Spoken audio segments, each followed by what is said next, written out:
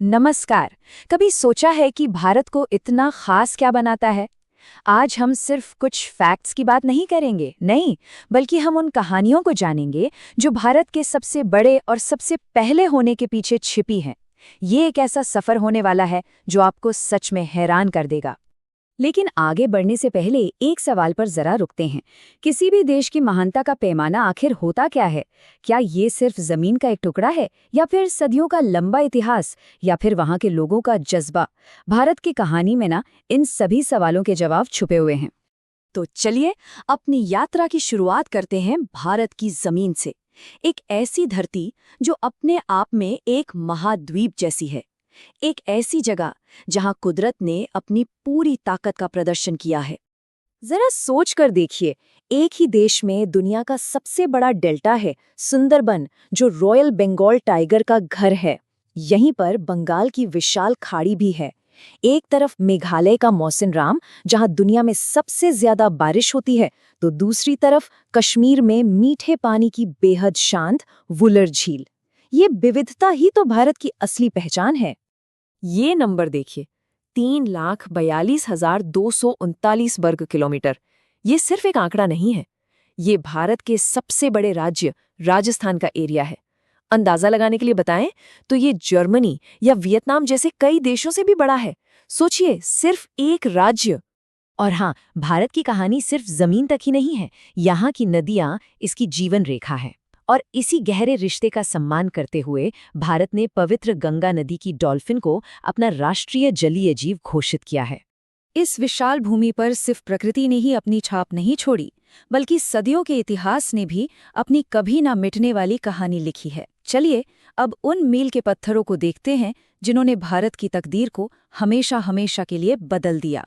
ये टाइमलाइन सिर्फ कुछ तारीखें नहीं है, नहीं, ये तो भारत के बदलने की कहानी है। 1853 में जब पहली ट्रेन चली तो उसने सिर्फ पटरियां नहीं बिछाईं, बल्कि देश को एक धागे में पिरोने का काम शुरू किया। 1947 में जब तिरंगा लहराया तो वो सिर्फ एक झंडा नहीं, बल्कि करोड़ों लोगों की आज़ादी का सपना था। और 1974 का परमाणु परीक्षण, वो दुनिया के मंच पर भारत के आत्मविश्वास की घोषणा थी। और इन ऐतिहासिक बदलावों के पीछे थे वो लोग जिन्होंने एक नए भारत का सपना देखा था। जवाहरलाल नेहरू, भारत के पहले प्रधानमंत्री, और डॉक्टर सर्वपल्ली राधाकृष्णन, पहले उपराष्ट्रपति। इन दोनों ने मिलकर ही उस आधुनिक भारत की नींव रखी जिसे हम आज जानते हैं। इतिहास लिखने के बाद भारत ने अपनी तकदीर खुद गढ़ने का फैसला किया। तो अब बात करते हैं इंजीनियरिंग के उन चमत्कारों की जिन्होंने इंसानी जज्बे और काबिलियत से भारत का नक्शा ही बदल कर रख दिया। हिमालय की गोद में बना भारत का सबसे ऊंचा बांध टिहरी। ये सिर्फ कंक्रीट और स्टील का पहाड़ नहीं है, बल्कि ये प्रकृति की शक्ति को साध कर लाखों घरों को रोशन करने वाली भारतीय इंजीनियरिंग की एक शानदार मिसाल है। और फिर है भारत की सबसे लंबी नहर, इंदिरा गांधी नहर। सोचिए, इसने थार के तपते रेगिस्तान में पानी पहुंचा के लाखों लोगों की किस्मत बदल दी। ये सिर्फ एक नहर नहीं, ये उम्मीद की एक नदी है, एक सच्ची जीवन रेखा। और भला भाखड़ा नांगल को हम कैसे भूल सकते हैं?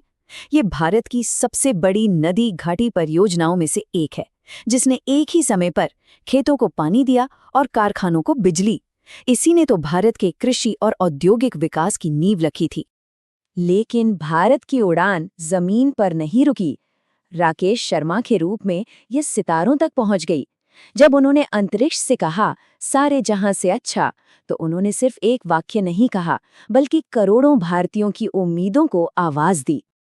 पर जानते हैं, भारत की कहानी स्टील और कंक्रीट से कहीं ज्यादा गहरी है।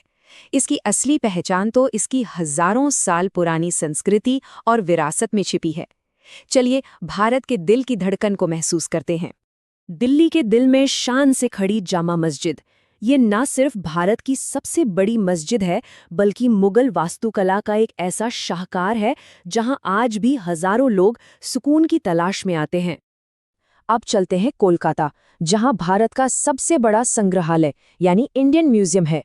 ये एक ऐसी जगह है जहां मानो समय ठहर जाता है और हजारों साल पुराना इतिहास, कला और संस्कृति आपके सामने जिंदा हो उठती है। और फिर आता है अक्षरधाम मंदिर, जो मॉडर्न भारत की भव्यता का प्रतीक है।